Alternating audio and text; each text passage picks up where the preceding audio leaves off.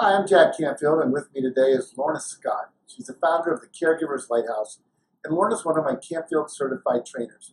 She's also a public speaker and best-selling author of Walking the Journey Together Alone. She spent most of her career as an expert in the world of caregiving and strategic planning for end-of-life transitions with hospitals, associations, and with private families. And recently, Lorna has broadened her scope, helping individuals transition to a new phase of life, whether it's uncharted waters or considering a career change, a lifestyle change, a divorce, a new chapter of life, or simply a retirement. Now, Lorna is an expert in bridging the gap from your past to your future, effortlessly supporting you in making the rest of your life the best of your life. Welcome, Lorna. It's a pleasure to be here, Jack. Well, I'm glad to have you here. Thank you for joining me today. So I think we've been working together for over a decade, and in that time frame, you cared for your husband, became a widow, and got certified with me as a Canfield trainer. And when we met, you were on a mission to make an impact on the world of caregiving, which you've done very successfully. Now I see your mission has shifted. Why now? Well, Jack, as teachers and trainers, I really believe that we need to teach what we're passionate about. And, after a decade of caring for my husband after he was diagnosed with cancer, and then after his passing, I'm ready for another chapter in my life. And I'm really passionate about helping women and helping them let go of the past so that they can live their future. And I believe that they can do that when they find some joy, they find their own passion, and with the clarity that they need to move forward. That's great. That's fantastic. And now you feel it's time to transition, sort of coming full circle for you. What is one of the biggest myths women have about letting go of the past and consciously choosing their future? Probably that it's scarier than it really is. Change isn't easy, and it can be when you learn a step-by-step process and have the courage to go through that process. One of the things that I found is that with the change that there really is 3 steps. There's a beginning, a middle, and an end. And sometimes it feels like it will never be over when you're in the middle of it. But when you have that process and you have somebody who can help you through that, then you learn that the transition is really a wonderful path. And, I like to consider my work as really giving them the bridge for that gap. Oh, good for you. So I'm curious, when you transitioned from the world of caregiving to your current work, was there anything that was difficult or challenging for you? Well, Jack, yeah, actually there was. And I don't know, maybe you've experienced this inner critic that kind of shows up. You're just getting to bed and you're ready to go to sleep, and then all of a sudden there's this little voice that says, who do you think you are to be doing this work? How would you know so much? And, what would I have to offer that these women don't already know? And yet I know from the work that I've done and from helping other people that this will pass and that you can get through that. I've even had my family didn't always support me. They questioned, like, why would I do this? Mm-hmm. Your life is going good. Why take that direction? And, I found out who some of my friends really are because there were a few who didn't support me in this. Mm-hmm. And through those transitions, I learned that I can do it, and that with help and assistance and giving people that belief that it's really possible, that they can have that life that they want to live. Well, that's great. So why do you believe this topic is so important? Well, life can be a tough road sometimes, and people don't have to do it alone. And I find especially with women that they want to be so strong, and there's a lot that gets put on their plate, and they are afraid to ask for some help with that. Especially in uncharted waters, they just have this belief that they're supposed to know what to do. And whether you're a parent or whether you've got teenagers, you're starting a new career or heading into that retirement, there's things that we don't know until we get there. So Laura, why do you think this topic deserves so much attention?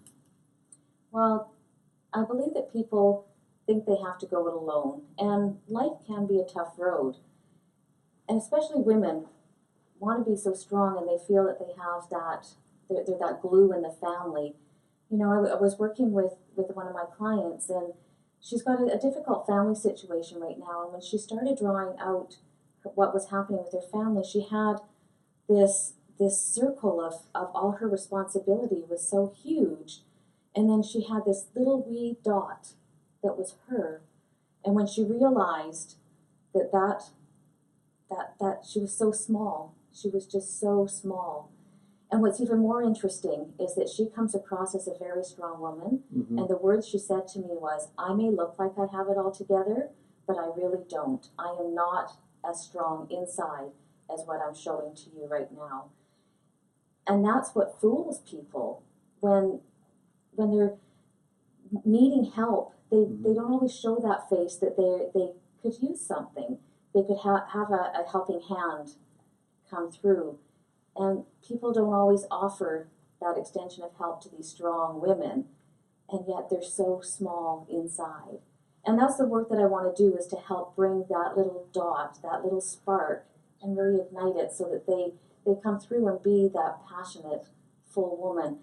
All she wanted when she came to see me, Jack, she said, I just want more joy. That's all I want out of life was more joy. That's beautiful. Thank you for sharing that. It's very touching. So what's one piece of advice you could give people who are wanting to move forward and risk making the next half of their life the better part of their life? When we make those changes, other people will feel uncomfortable, and often that happens with the people we are most closest to.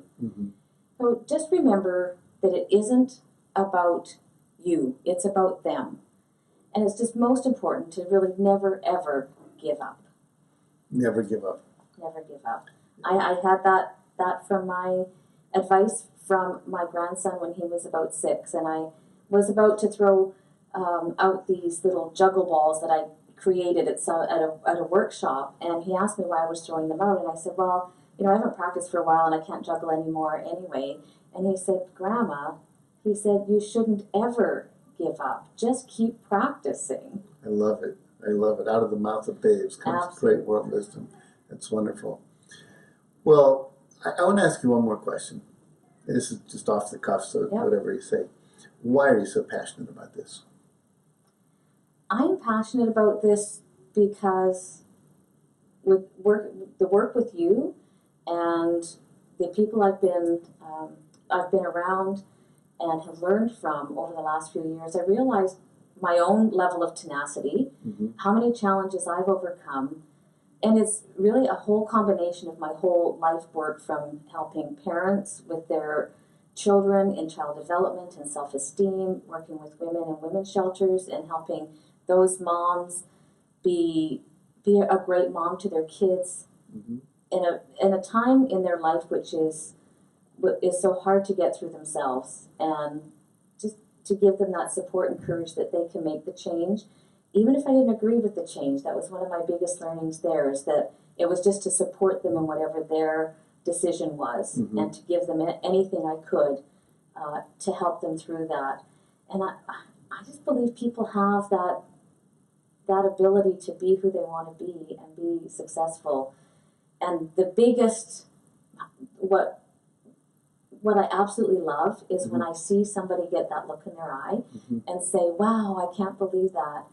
And it happens to me all along. I just ask one or two questions or give something to somebody, and they'll turn around and say, you just gave me a great idea. It happened on Wednesday when I was getting my pedicure at the beauty academy, and the student, and she was struggling because she wanted to be able to become a community addictions worker and couldn't, because she had a criminal record, and she was quite devastated about that. I said, well, is there another way? Could you do that? You're going into an esthetician. Is there another way that you could do that? And she just went, I could do this in rehab for people. I could bring this to them. And she was, by the time that I left that hour, she was going to start a beauty school and do esthetician work in rehab centers. And it was just a conversation, but to see that light up and to see hope come and the dream in her eyes, it was fabulous. That's exactly what makes me keep doing this work, is when the people's face light up and they go, oh my God, they get it. Yeah. It's worth it, isn't it? Yeah. Well, thank you so much for sharing this time with me. Yes, I really appreciate it. You're very welcome. Thank you very much. And cut. Good. Very good. Work. Good Very stuff. nice. That was good. Yeah, see when you just give yourself I permission. know. No, it was good. It was good. It's good. Got good stuff in now. Awesome. No. All week you'll be rehearsing this. You'll be like, okay, just sit down one more time. See, now you'll be my room every night for him to celebrate. Yeah. It was good. No, no, it's I love that last piece too. So we, you can cut that in. Yeah.